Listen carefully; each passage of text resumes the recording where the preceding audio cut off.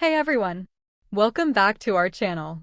In today's video, we're going to explore the Gantt chart, a powerful tool for project and task management. If you want to visualize timelines, track progress, and see how tasks relate to each other, a Gantt chart is your go-to solution. So, what is a Gantt chart? It's a type of bar chart that graphically represents the sequence and duration of activities over time.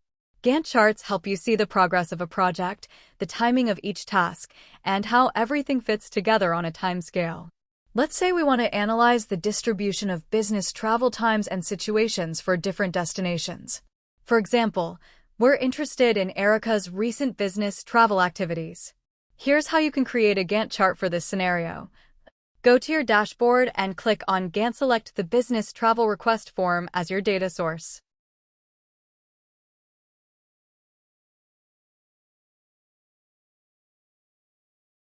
Now, let's set up our chart. The dimension should be the travel destination. So, drag the destination field to the dimension area. For the start time, use the estimated start date of the business travel. For the end time, use the estimated end date.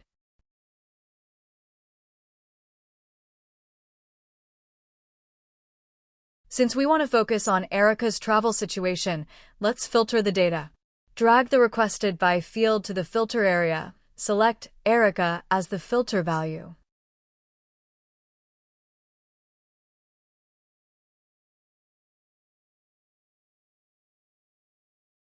Now, our Gantt chart displays Erica's business trips over time, showing when and where she traveled and how long each trip lasted.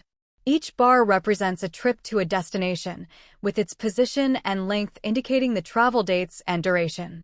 With a Gantt chart, you can easily see Erica's travel schedule, identify overlaps or gaps, and track how her trips align with project timelines or other business activities. You can further customize your Gantt chart by adding labels, adjusting colors, or highlighting key trips to make your insights even clearer. And that's how you use a Gantt chart to visualize business travel timelines and situations.